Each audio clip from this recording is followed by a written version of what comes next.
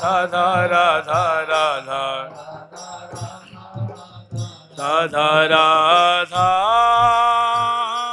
राधा राधा राधा राधा राधा राधा राधा राधा। एक छोटी सी घटना याद आ गई मुझे। और देखिए, ये एक बार की बात है। ये परम पूज्य ज्ञान के सूर्य स्वरूप श्री जयदयाल गोविंदका जी के जीवन की घटना है।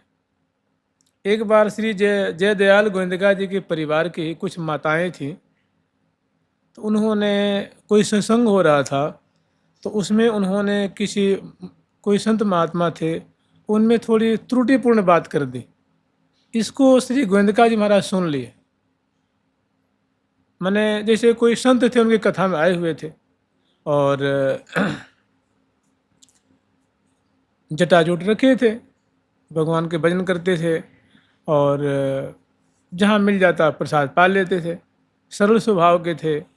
तो उसमें से किसी ने कह दिया कि ये महात्मा जी हो गए, क्या करते हैं ये, क्या प्राप्त हो गया इनको, इनसे तो बढ़िया हमारे बेटे हैं जो हमारी सेवा करते हैं। ये बात श्री गोविंदका जी महाराज ने सुन लिया। फिर उन्होंने सबके क्लास लगा दी। उन्होंने कही, भाई देखो, मैं गृहस्थ में हूँ और फलाने फलाने हमारे बेटे हैं, और उनके सगे संबंधी वहाँ बैठे हुए थे, कुछ माताएं थीं। तो उन्होंने कहा कि भाई तुम लोग उस महात्मा में दोष कैसे देख लिए, वो जो महात्मा कर दिया है तुम लोग नहीं कर पाओगे। और मैं कह रहा हूँ कि हमारे बेटे, गोविंदका जी महाराज कह रहे हैं कि हमारे बेटे हैं, अच्छे हैं, लेकिन वो जो महात्मा कर दिया नहीं कर सकते। मुझे कैसे? तुमने कहा ठीक है, इसमें से कौन ऐसा है जो अपने परिवार को छोड़ के 6 महीना ऋषिकेश में रह ले बिना पैसा के, भिक्षा मांग के खा ले और मान अपमान सह ले, धूप ताप सह ले और नाम जप करे, भगवान की शरण में रहे। इसमें से भाई कौन जाएगा साधु बनने? वैसा कोई बन के दिखा दे। सबकी बोलती बंद हो गई कि मने इतनी आसान नहीं है कि तुम ऋषिकेश जाओगे तो कमरा लोगे, वहाँ सब कुछ व्यवस्था करो, तब 4 दिन रह पाओगे। ये महात्मा घर द्वार, अपना परिवार, हिस्सा जो कुछ आज छोड़ दिया और पर्वत में रहता है, पेड़ के नीचे रहता है, कहीं बरामदे में रहता है, कहीं मंदिर में रह लेता है और दुख सुख मान अपमान को सह लेता है। फिर भी आप लोग जो कुछ आप लोग दे देते हो तो लगता है कि आप ही दे रहे हो। वो भगवान के सहारे है। वो जो कुछ मिलता है तुम्हारा नहीं मानता है। वो सोचता है भगवान ने दे दी, कि भगवान की कृपा से मुझे प्राप्त हुआ है, प्रारब्ध से मुझे प्राप्त हुआ है। तो वास्तव में उन्होंने सबकी बोलती बंद कर दी और कहा कि भजन करे न करे ठीक है, लेकिन जो त्याग किया है हमारे तुम्हारे बस की बात नहीं है। हमारे परिवार में से कौन है, कोई चला जाए ना बद्रीनारायण, चाहे वृंदावन चला जाए, परिवार से कोई संबंध न रखे और खाया कि भूखा रहा कि क्या किया कि मतलब सत्संग करे, पोथा सुने, किसी तुम लोग की हिम्मत नहीं है, लेकिन दोस्त तुम लोग देख रहे हो। तो वास्तव में शरणागत शरणागत ही होता है। उसकी महिमा को जो वास्तव में जो उच्च कोटि के शरणागत है ना, वे ही जानते हैं। जुगल सरकार की, लाडली लाल की, श्यामा श्याम की, वृंदावन धाम की जय जय श्री राधे। अब हम लोग श्रवण करेंगे कल का जो प्रसंग कुछ रह गया था।